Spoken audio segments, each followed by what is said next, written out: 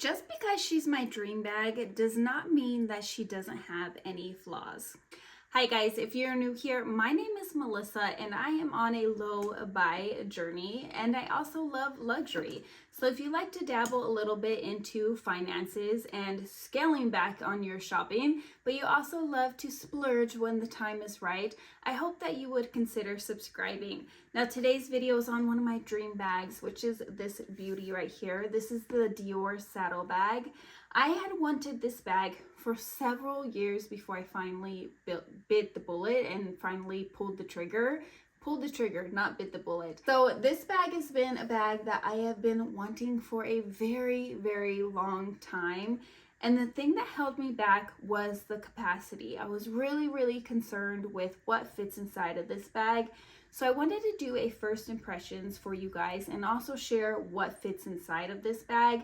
I'm going to share with you guys the way that I have found the most easiest and most convenient to show what fits inside of here, because you can pack this bag full, you can Tetris things, but it really doesn't work out because all the small things fall into the bottom, whereas the larger pieces kind of stay up top. So if you're looking for your lip gloss or your perfume or whatever it may be that you have Tetrised inside of here, it's going to be very difficult and you're going to have to pull everything out and then fit it all back in perfectly. So I have found a way where you don't have to do that, and I wanted to share it with you guys. Before we take a look at what fits inside of here, let's take a look at the bag. So I have the Dior Saddle bag in the original size, which a lot of people are calling it the medium size. They also have a smaller size, which fits practically nothing inside of it. Amelia Rose has a really good in-depth detailed video on what fits inside of this bag and the mini size, and I'm going to link it down below for you guys if you're interested.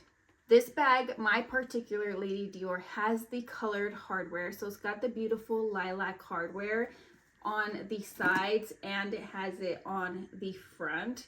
It is a stunning bag, as you guys can see here. Let me do a quick little spin for you guys. The color is absolutely perfect. I have mine in the smooth leather, so it doesn't have the grained leather. I wish it would have had the grained leather. I feel like that would have worked out better for me. I will say the CD on the side is very beautiful, but I wish that it had another little ring or something here to connect the strap to it, because you can connect the strap to the C or the D. So if you connect it to the C, then it will hold this portion of the strap up. But if you connect it to the D, it'll allow this piece to kind of go down when you wear it crossbody. Now mine is new, so it's still very stiff, but something I learned again from Amelia Rose is that the saddle bag does soften up over time, and the strap will soften up as well. So once it softens up, it'll be easier to kind of push it down when you're wearing it crossbody. Since we are on the topic of the strap, I wanted to go ahead and share with you guys what the strap looks like. It is adjustable, but it's not very long. As you guys can see here, this is pretty stinking short, and I've got it on the longest adjustment. For reference, I am 5'6", and I will put mod shots here for you guys to see what it looks like on me crossbody, but it barely fits me comfortably crossbody. So I like to carry it more so as a shoulder bag when I use the strap, but for the most part, I would say I like to carry it top handle. I will say that this bag is slightly heavy, so it's not an extremely lightweight bag. It's not extremely heavy, it's just slightly heavy.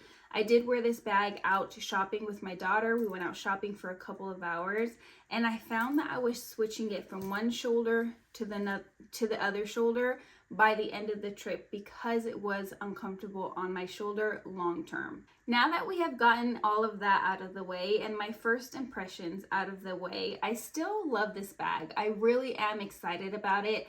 I feel like this bag is one of those bags that you have to really love the style in order to work with the corks. Now I feel that same way about my Lady Dior. I'm not sure if you guys can see it, but it's up here. You have to really love the style in order to work with it, because they are difficult bags, and if you don't love the style, you're really going to get tired of the corks of these bags very quickly. let's go ahead and jump inside. So you have the D right here. This little tab right here is the actual magnet. And I'm going to share with you what I have inside. So the easiest way to open this bag is to push it back through the handle here, because it kind of helps it to stay open like that, so that you're not having it in the way. And then I have the items inside of there. So inside of my bag, this is how I like to pack it. I like to put my lip gloss on top of my bigger items. That way when it slides down, it's on top of the big items and it doesn't go all the way down in the bottom. The next thing that I have in here, up in the corner here, is my sunglasses. I have my sunglasses in a soft case and they fit perfectly up in that corner there. Let me show you guys. So that right here is where my sunglasses just were. The next item that I'm going to have in here is my key pouch. This is right here. This is towards the back here. Now I'm telling you guys this because it is strategic. They are in there that way for a reason.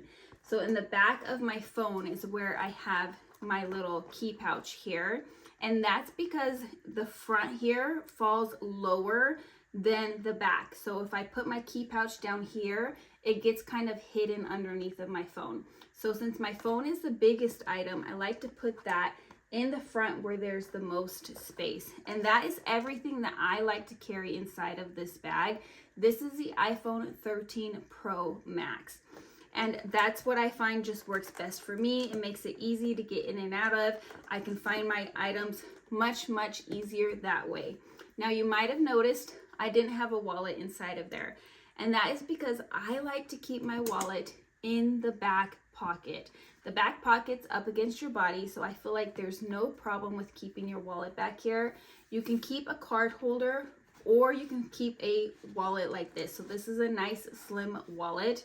I prefer to use a card holder when using this bag, but if need be, you definitely can use a slim wallet like this one. This is the Ferragamo wallet. It's nice and slim. Unfortunately, they don't sell this anymore, but it's got 2 card slots here, 2 card slots here, 3 here, 3 here. You can fold up cash and fit it behind there as well, but then it will make it more bulky and you won't be able to fit it inside of the back pocket here. Now, a question that I had that I couldn't find a lot of information on when it comes to the iPhone 13 Pro Max is, does it fit inside of the back pocket? And it absolutely does, but I will say that I don't know if I'm going to be doing that, just because 1, it's hard to get in here. I'm going to put it in right now. And 2, because I don't want to stretch out the leather. When I had my, what was it called? The YSL college bag, I used to use the back pocket for my phone. And I found that it made the leather on the inside of the bag, so not the outside, but the inside of the bag, it had showed lots and lots of wear and tear. So I want to avoid that and not shove my phone inside of there. But I did want to share with you guys that the iPhone 13 Pro Max does fit in here comfortably with the case, but it does poke out just slightly here. If you have a regular size phone, it won't pop out there. But if you turn it around, you can't see at all that the phone is poking out. So I don't think that would be a concern. You definitely could get a lot of use out of this back pocket. It's not a small and skimpy back pocket. So keep that in mind. Even though the capacity on the inside of the bag is small, and even though it is difficult to kind of get in there and get your stuff out, it is helpful to have a back pocket for the item that you reach for the most. So whatever you reach for the most that will fit in the back pocket, of course, it has to be able to fit.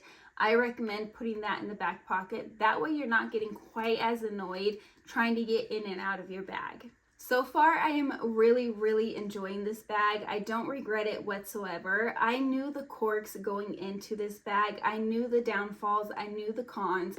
That's what took me so long to purchase it. But I just figured if I am still thinking about this bag 3 years later, if I'm still going in store and trying it on, if I'm still watching the prices, if I'm still watching it on the pre-loved market, then it's probably a good sign that I should go ahead and buy the bag. And I did, and I am so glad that I did, because you guys, the quirks for me are worth it, because I love, excuse me, because I love the style so much. I think it's a stunning bag. I think it's one of those bags that you just really have to love it to buy it. But if you love the style just as much as I do highly recommend it. Now, I've only had this bag for a little while, so this is just my first impressions, my very first impressions. I will come back in about 6 months, maybe a year, and do a dedicated, full, in-depth review for you guys on how I feel about this bag. So if you aren't subscribed, make sure you hit the subscribe button and the little bell so that you are notified when I give you guys a full dedicated review on this beauty.